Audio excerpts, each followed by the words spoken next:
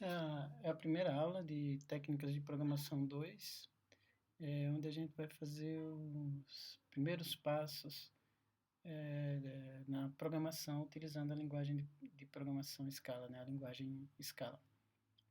Então, o foco aqui é principalmente na experimentação com a linguagem Scala, explicando um pouco as características da linguagem e brincando um pouco com uma ferramenta que permite a gente fazer uma série de manipulações em um programa Scala, desde a compilação, a execução do programa, mas a gente também pode executar apenas os testes, empacotar o programa, alguma biblioteca escrita em Scala e posteriormente publicar em algum repositório.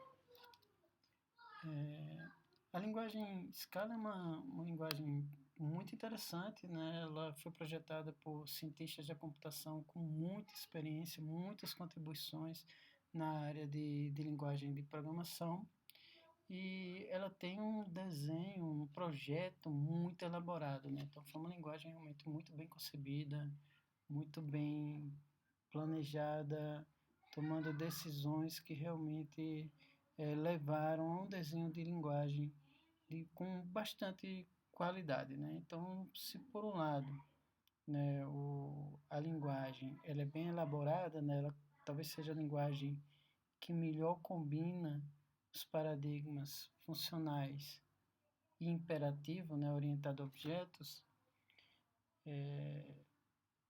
O fato dela ser tão elaborada, tão rica, torna a linguagem um pouco complexa para aprender, mas ela ainda é uma linguagem, apesar dessa complexidade, ela é uma linguagem que vale muito a pena alunos de computação terem conhecimento, porque permite a gente exercitar os conceitos dessa disciplina, tanto utilizando recursos de orientação a objetos, quanto recursos de programação funcional. Então, se você domina a linguagem Scala, os conceitos da linguagem Scala, você com certeza consegue transitar entre linguagens desses dois paradigmas. Então, ainda como resultado desse desenho elaborado da linguagem, né, a linguagem Scala apresenta um rico sistema de tipos, é uma linguagem estaticamente tipada, como Java, C++, só que ela evita algumas limitações de tipos que são inerentes tanto em C++ quanto em Java, por exemplo. Então, suporta inferência de tipos, esse sistema de tipos rico da linguagem Scala permite a gente fazer casamento de padrões de uma forma que não é possível na linguagem Java, não é possível na linguagem C++. Isso tudo torna a linguagem realmente muito interessante sob a perspectiva não só da academia, mas também no uso na indústria. Né? Então, a linguagem Scala vem sendo usada, né, em diferentes áreas, como desenvolvimento de aplicações web, né, de programas web, ela vem sendo usada na área de machine learning, ela vem sendo usada nos mais diferentes domínios de aplicação. Tá? Uma outra feature, né, uma outra característica interessante que vem desse desenho, né, da linguagem é um modelo de concorrência também muito elegante, né, onde os processos eles não se comunicam por uma área de memória compartilhada, os processos se comunicam através da troca de mensagens. Né? Então, essa estratégia de concorrência é baseada em um modelo teórico chamado Vectors, que ele está implementado nativamente na linguagem, não é através de uma biblioteca, são recursos nativos da própria linguagem. Uma outra característica da linguagem Scala é que inicialmente ela foi projetada, né, ou as primeiras implementações da linguagem eram voltadas para máquina virtual Java, ou seja, a gente compila um programa Scala, a gente gera bytecode que pode ser posteriormente interpretado pela máquina virtual Java. Isso permite a gente ter uma integração muito forte com a linguagem Java em si, ou seja, a gente pode escrever um programa Scala que usa bibliotecas da linguagem Java, né, e também é possível a gente escrever bibliotecas Scala e integrá-las nos nossos programas Java. Então, essa integração é um dos fatores que fez com que a linguagem Scala tivesse uma grande aceitação no primeiro momento. Posteriormente, outras features da linguagem se mostraram atrativas para a comunidade de desenvolvimento de software. Tá, mas assim, esse nosso encontro hoje ele é mais voltado para explicar como instalar, né, a linguagem Scala. Né? No nosso caso, vocês podem visitar o site da linguagem. A linguagem ela é relativamente madura, a gente tem uma vasta documentação em termos de livros, tutoriais que a gente pode encontrar na internet. Né? Alguns dos livros oficiais da linguagem Scala eles são disponíveis gratuitamente online, vocês podem consultar esses livros. E existem duas formas da gente começar a usar a linguagem Scala. Uma é a partir de uma IDE, utilizando recursos mais ricos, né, nas ideias de desenvolvimento, como IntelliJ ou Eclipse. Uma outra estratégia comumente usada é a gente utilizar uma infraestrutura de programação mais simples, baseada em linha de comando, e essa que a gente vai começar na aula de hoje. Então, vocês podem visitar o site scalalang.org e, em seguida, essa opção que permite a gente fazer download de alguns softwares específicos para cada sistema operacional. Então, vocês vão navegar na documentação dessa parte de instalação e vão poder ver opções de instalação para OS X, para Linux e para Windows.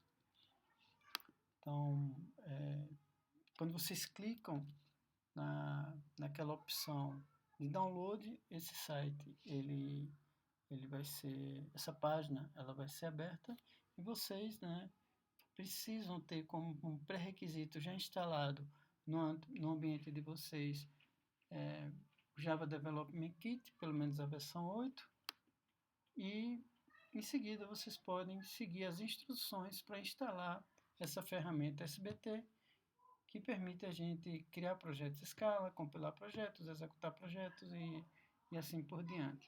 Vale a pena vocês lerem essa documentação de Getting Started com a linguagem Scala via linha de comando e posteriormente essa parte de testes. Hoje, na essência, a gente só vai experimentar com o SBT.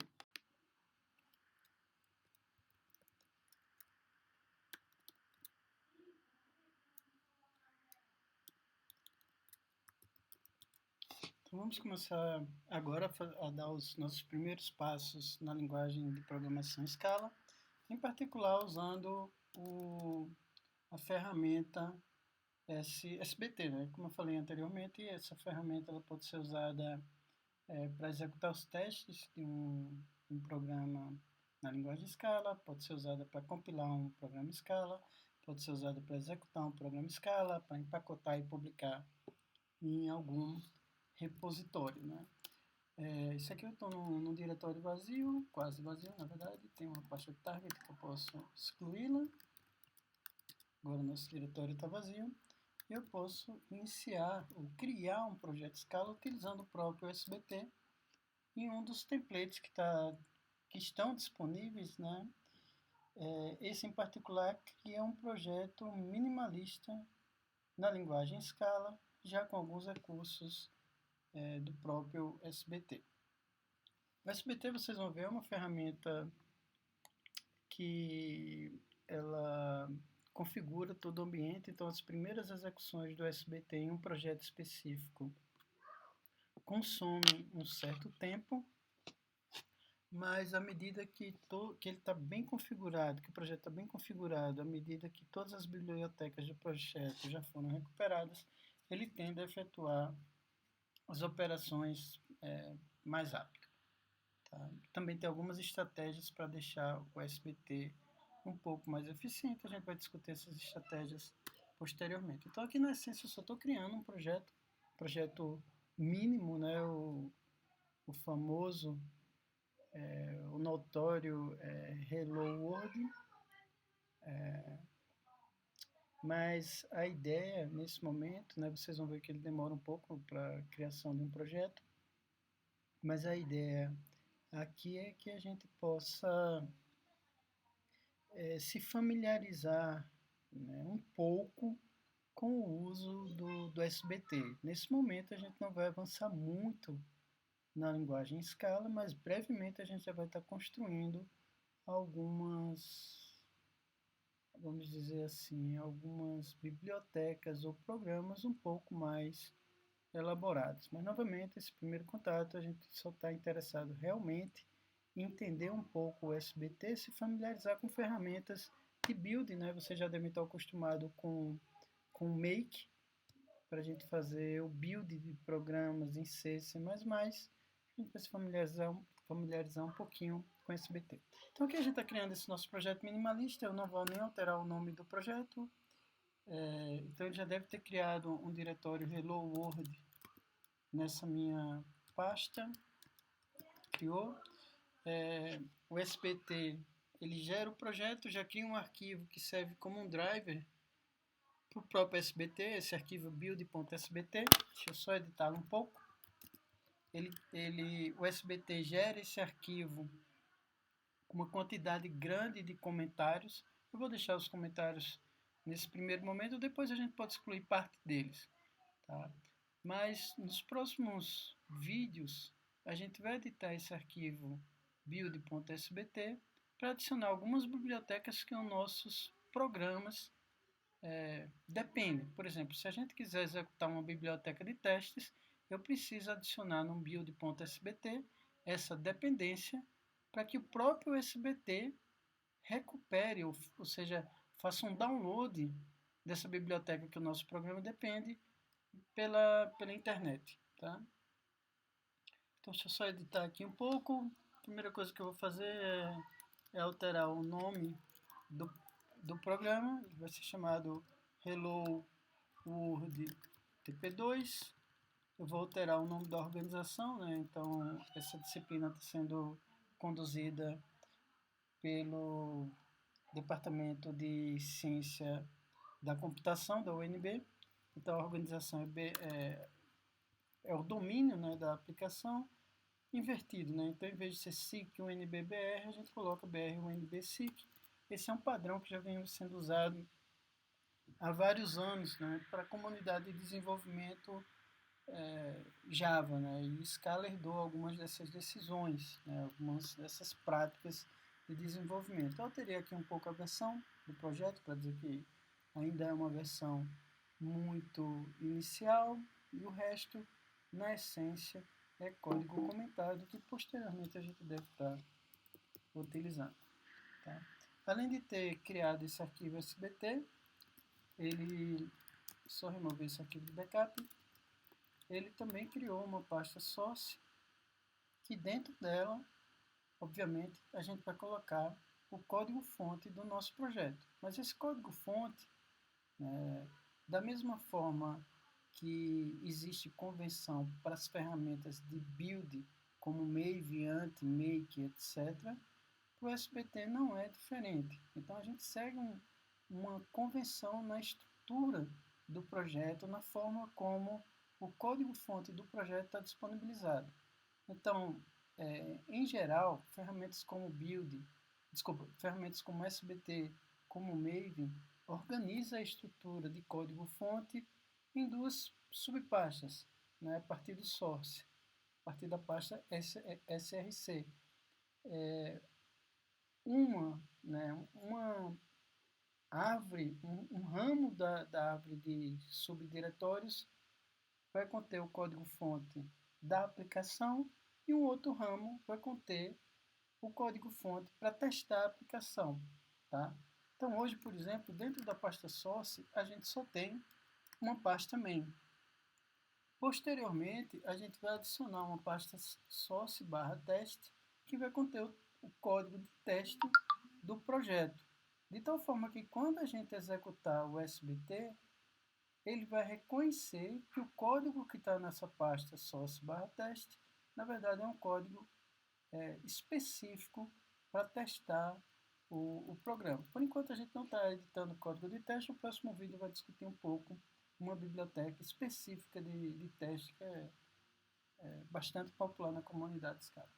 Então agora a gente só tem um código Scala, né, um arquivo com código-fonte Scala, está na pasta source, está na pasta main, que é a pasta que contém o código da aplicação, não o código de teste, uma subpasta Scala, porque a gente pode ter código tanto Scala quanto código Java, como código de outras linguagens de script, por exemplo, nessa árvore de diretórios, e a gente tem um único módulo chamado main.scala, que ele é, na essência, esse módulo ele é super simples, na essência ele representa uma função main, né? Vocês vão ver que não é bem em termos de uma simples função main, como tem na linguagem C, C++, né? Na verdade, a gente usa um idioma na linguagem Scala para declarar o ponto de entrada, o entry point de um programa. Então, esse idioma ele é escrito dessa forma, né? A gente declara um objeto, nesse caso aqui está definido como main, que ele herda de um trait, né? Ele herda as características de uma classe, vamos dizer assim, isso aqui na verdade é um trait, a gente vai discutir um pouco mais esses conceitos, as diferenças entre classes e traits, e todo objeto que herda desse trait app, o corpo desse objeto corresponde ao ponto de entrada do meu programa, o que seria algo equivalente a função main de um programa em C, C++. Eu vou editar aqui rapidamente, colocar uma mensagem mais próxima ao nosso contexto, né?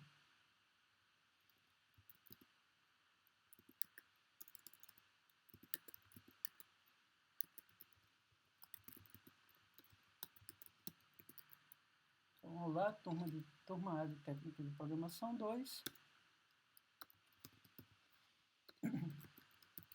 Espero que vocês estejam todos bem e que nos encontremos em breve. Que essa situação passe o mais rápido possível, que as atividades, não só as atividades, na verdade, né, que o nosso dia a dia, né, retorne à normalidade o mais rápido possível. Então eu fiz uma edição do código-fonte, eu posso compilar o código-fonte a partir do SBT. Eu vou iniciar o shell do SBT, né? Então o SBT ele pode ser usado, eu posso entrar diretamente na linha de comando, os comandos que eu quero que o SBT execute, por exemplo, compile para compilar, run para executar, teste para testar o programa, mas em vez de entrar com o comando diretamente na linha de comando do SBT, eu vou abrir um shell do SBT que tende a deixar um pouco mais eficiente o uso do SBT. Então, o SBT, sem nenhum argumento adicional, ele abre um shell, que a partir desse shell eu posso executar os comandos do próprio SBT.